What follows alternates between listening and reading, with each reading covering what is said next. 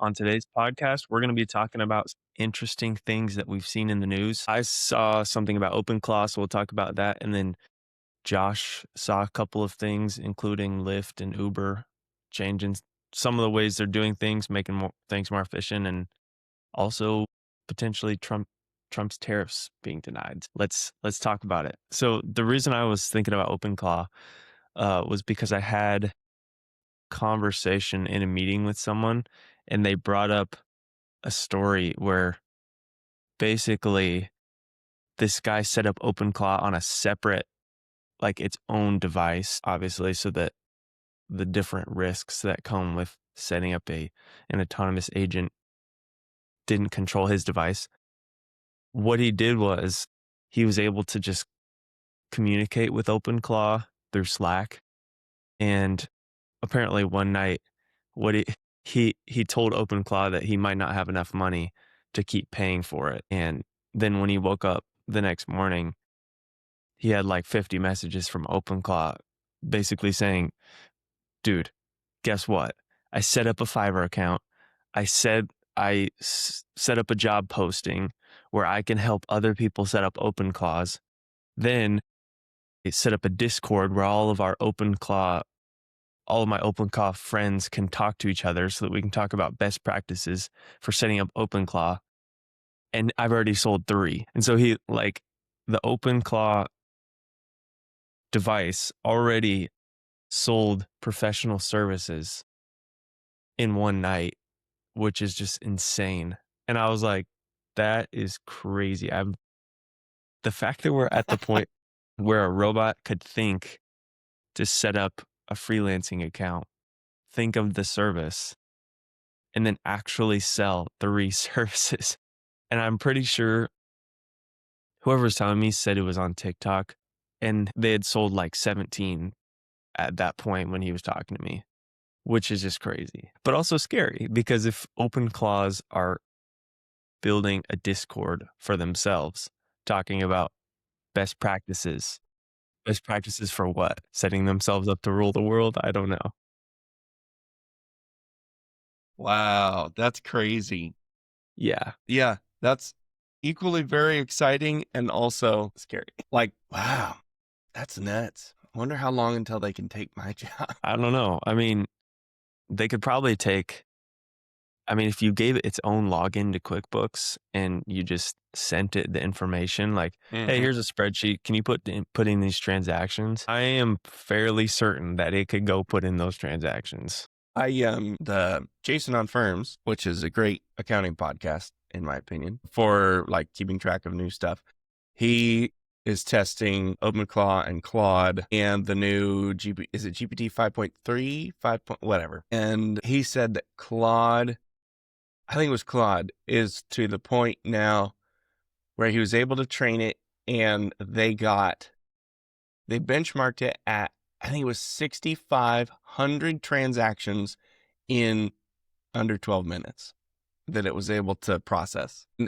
Your one client that has a lot of different employees and turnover would probably need that. Yes. Well, that one client also said he doesn't plan on ever hiring another overhead person because AI is going to do it. He has hired, he's hired several software people and an IT guy. And a lot of that particular client already has like their bill process is very streamlined, all running through a credit card company. And they've already got great systems in place. They're trying to automate billing so that when they go out to a job, they already know their COGS cost and they can use a LiDAR and GPS to say like, okay, the job is from this starting location to this ending location. That's approximately this many feet. Auto-generate an invoice and send it to the client. It would be insane. Yeah. That would be actually insane. So that's really cool. I'm excited about that. Man, I wonder if I could run OpenClaw on my crappy computer and test it. As long as you delete everything or just wipe it. Basically factory reset the whole thing.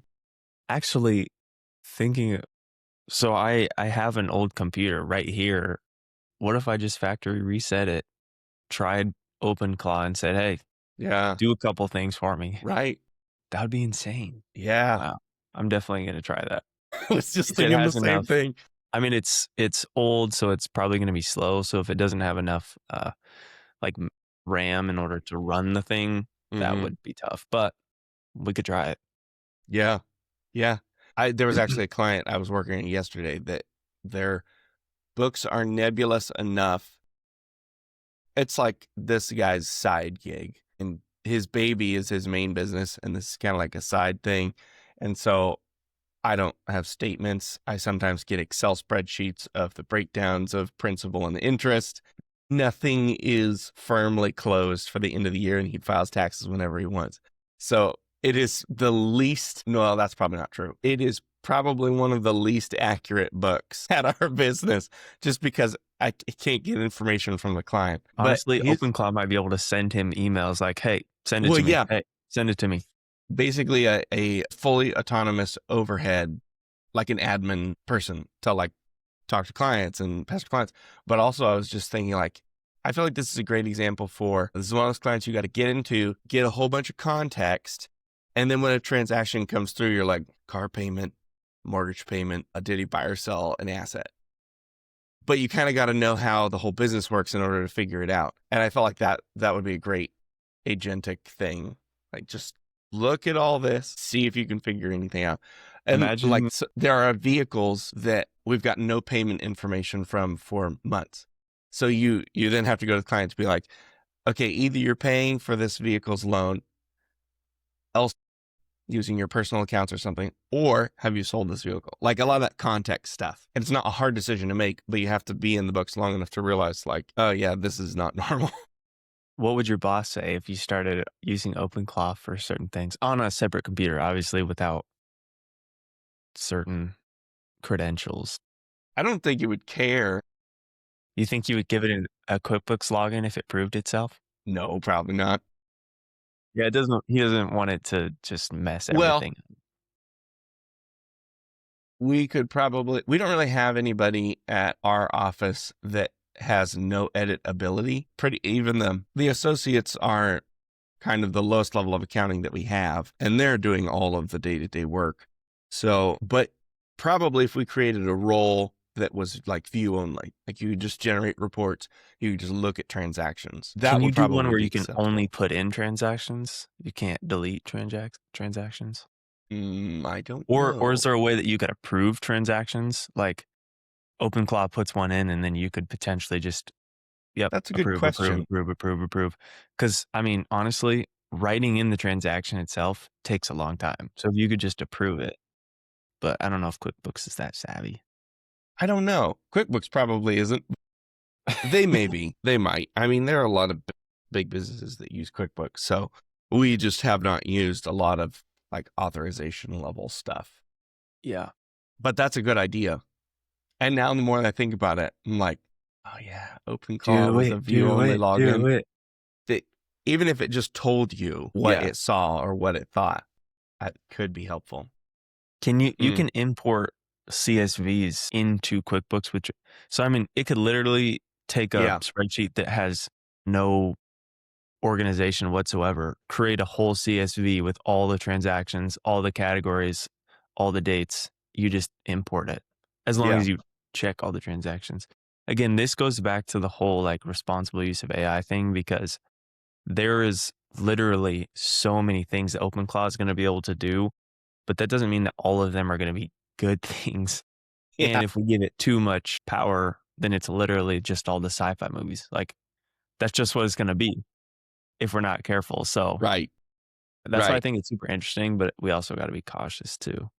You know, you got to be very intentional about the uses of OpenClaw. Yes. Yeah. Wow, that's interesting. Man. Okay. Speaking of which, I was going to ask you, like, what was your experience with the top tier of Claude? Was it Claude you were Oh, using for app building? I'm still using it and it is great. Yeah. I don't know if you've ever tried Claude Code before, but Claude Code is insane. Like you just download it to your computer and I mean, it runs in the terminal, but you can give it access to one specific folder so that all it can do is read, like write and delete files in one Mm. folder, and that's it. And so it will just run autonomously and code something for you. Basically, what I built was I built the builder, the auditor, and then the fixer, and then just the auditor audits again. So the agent builds the code initially. The auditor goes in and audits the code to make sure there's no like hard-coded API keys, hard-coded passwords, other security vulnerabilities, bloated architecture, whatever. Then gives an audit report with fixes. The fixer goes in, makes those fixes, and then the last auditor then sees if anything's left. It's crazy, and it all does it by itself. Like I just give it a brief, like, here's what I need, here are the features, here's who I'm building it for, etc. It gives me a build report, an audit report, a fixed report, and then the second audit report with all the code created. It is actually wild. I'll show you like I'll record a video, a little demo, and I'll show you what it looks like, but it's insane. It's so cool. It's crazy to think that programs are going to become AI slop. Yeah, it is crazy. Yeah. I was actually yesterday on my way home, I was listening to a memo plus addendums from, you know who Howard Marks is? Yeah. Tree Capital. And he was doing kind of a thing on AI, and he was quoting another guy who was in software development, I guess. And I was like, oh, I need to find that original quotation and what article it was from. And the guy was basically like, yeah, for the first time in my life, the technical parts of my job are no longer the bottleneck. Like I can just tell Claude to do the thing, come back 2 hours later, and it's created this beautiful piece of software. Yeah. I'm actually trying to build an agent. So, I mean, I try to take Sabbath on Sundays, try to rest and not do a whole lot of work. However, I don't know if this is right or not, but my thought was if I could build an autonomous agent on Saturday, just have it run all of Sunday and do some of my tasks for me, because I was trying to come up with tasks that it could reasonably do with the initial context that I had given it, but it still needs all that context because I have all that context in my brain when I'm doing the task. So I need to get that out, which is actually really interesting because it's helping me communicate. Like, do you remember the peanut butter and jelly? What was it? It was like you had to communicate how to build a peanut butter and jelly with literally every single step. Yeah. You start by opening the fridge door. You reach your hand in, you grab the peanut butter, you pull the peanut butter, like every single step. And so it's really interesting because I have to figure out how to communicate all of that with as much context as possible so that the agent can do it, because it is all in my brain. So I think it's helping me communicate more effectively. And also it's just insane that it just, once I give it that context, it just goes and does it. So yes. Well, I think the amazing thing about the AI is that you don't even have to give it as much context as you used to. Because the funny thing about that illustration, the peanut butter illustration, is that like you tell open the bag, and the person just rips the bag open because you did not define exactly the process by which you open the bag appropriately. yeah. Whereas AI is now getting to the point that it's smart enough to know a human context. Yeah, true. You just say make the peanut butter and jelly. Yeah, and most humans don't rip the bag. Or when you go to open the fridge, you're not ripping the door off. And, you know, when you have the bread with the peanut butter, you like, there's a way to put the jelly on that's not weird. Like, yes, which is why like you or I could use Claude to make a program that we could not otherwise do. It's smart enough to get some of that context. So you still have to explicitly tell it, but yeah, it's amazing. It's like managerial context rather than like if I'm telling my son or a baby how to do something, well, not a baby, but I have to give them way more context and make it way simpler, which is like programming level. Yeah. But manager level is like, I should generally be able to tell you how to do this, and you have some context after working in this industry for a while and blah, blah, blah, blah, blah. And so I feel like AI is to the point of like a competent employee. Yeah. You know what's crazy? So I was thinking about this the other day, And this also comes with the whole OpenClaw thing too. But would there be a way for me to basically list out all the different pieces of my business?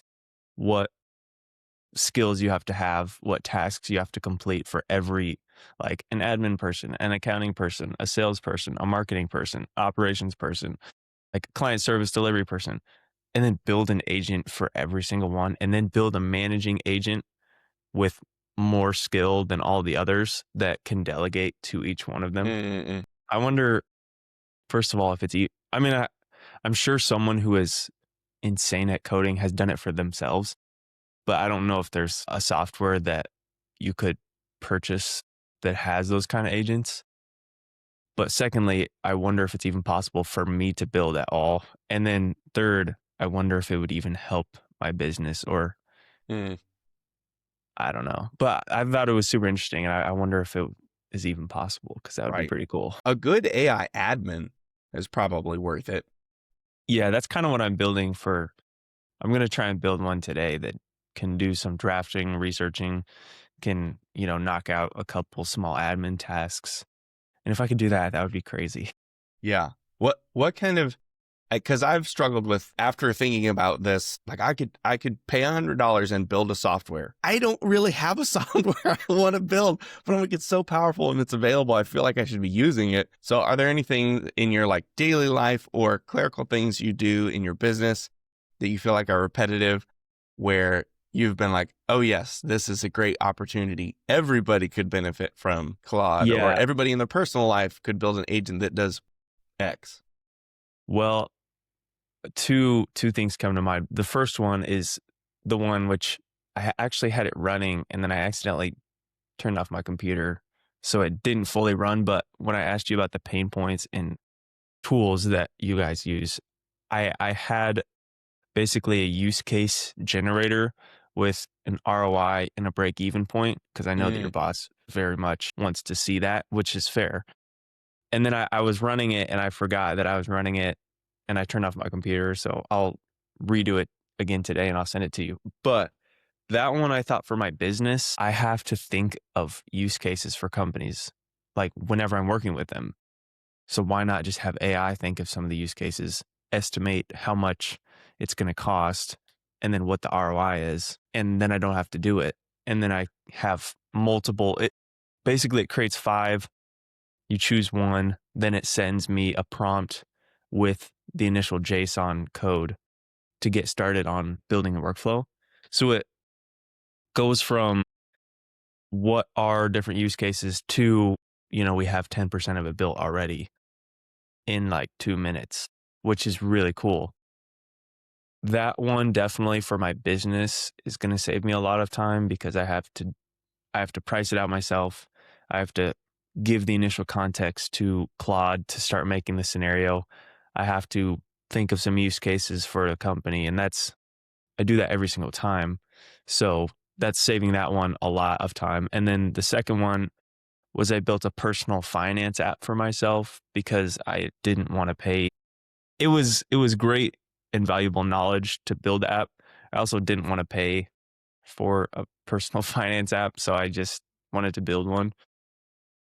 I think there are already so many out there that it may not be worth it for people to build one themselves unless they have specific things they wanted, which I did actually have some specific things that, like financial planning feature, where I could put in my information. It would just generate a financial plan. I could update it.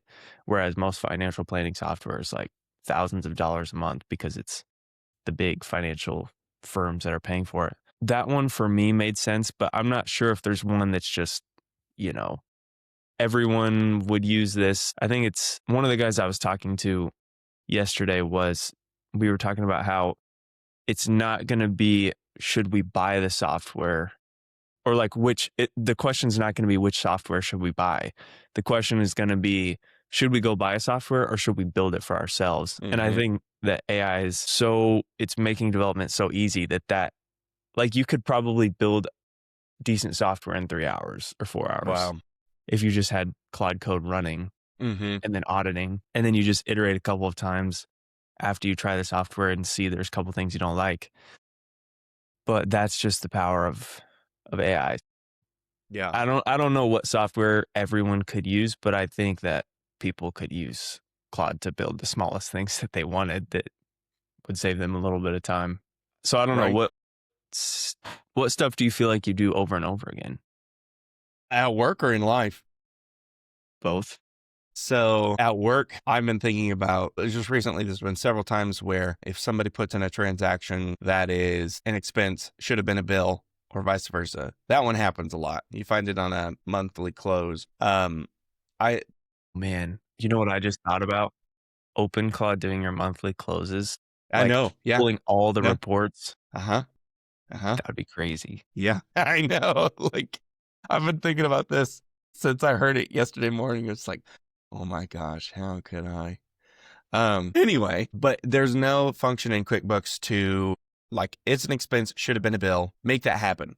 Instead, I got to make the bill and delete the expense. There should be a button somewhere with like a manager override. Then it's like, no, make this a bill instead of an expense. And is it Carlos Garcia? I can't remember, on YouTube that does all the Hector? QuickBooks stuff. Hector, that's it, Hector. He did a video a while back of using Gemini to edit code for the right tool that interacts with. So he was like, You can here's edit how, the if you, right tool?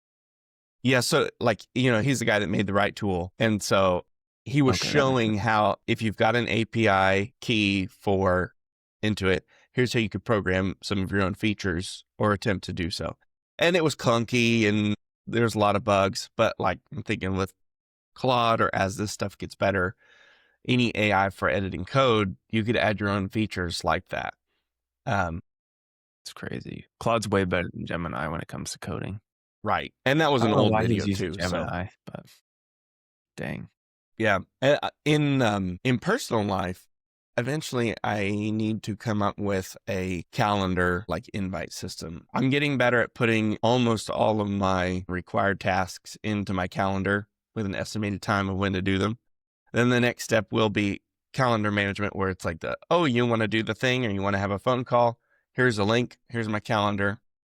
Pick a couple dates for a meeting. Do you use Google Calendar? Mm-hmm. Have you ever tried the Google Booking piece of the calendar? Is that kind of that idea? Yeah. Secondly, I was going to say, when you're putting stuff in the calendar, basically what I was thinking is you could probably use a software called Twilio to connect your messages to your calendar Okay. in a way that all you do is in messages, you would be sending a message to a random phone number, but then you could say event time, like length of time, and then it would just automatically get put on your calendar, which would be kind of Nice. nice because you Yeah. would never have to go into Google Calendar, press add event, like figure out the time, figure out the event date, add people.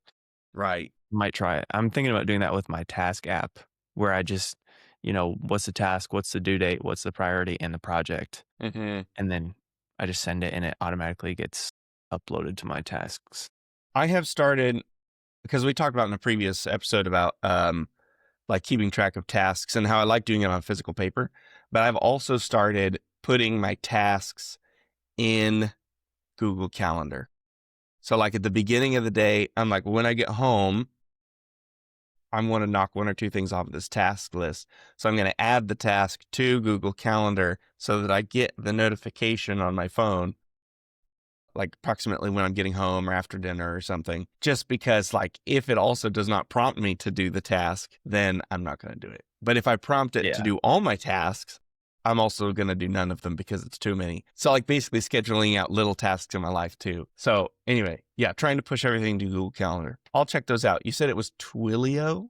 Was that it? Well, unfortunately, that one's going to have to include like a make.com scenario. Although I will say it might be worth learning make.com because there's a free version that gives you 2 active scenarios, which means you can build 2 automations and they can both be active. You can build, I think, unlimited scenarios, but you can only have 2 active ones. So here's your homework.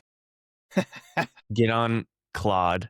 You don't have to pay for the pro version. It'll take a little longer because you'll hit your limit, but have it build you a make scenario that connects to Twilio and to your Google Calendar and to your messages. So basically, your messages through Make connects to Twilio for the phone number because Twilio is like a VoIP system, I think. And then your Google Calendar. So it goes from your messages to Twilio to Google. Have it create the JSON for you. Actually, this is crazy, but you could actually connect Claude to make.com. It could literally create the entire scenario for you in make.com. All you would have to do is add credentials. So when you sign up for your Twilio account, you just add the API or whatever. Your Google Calendar, you would have to add that authentication, and then your messages, you'd have to probably add some authentication there. But you should try it. You should try building that make scenario with Claude.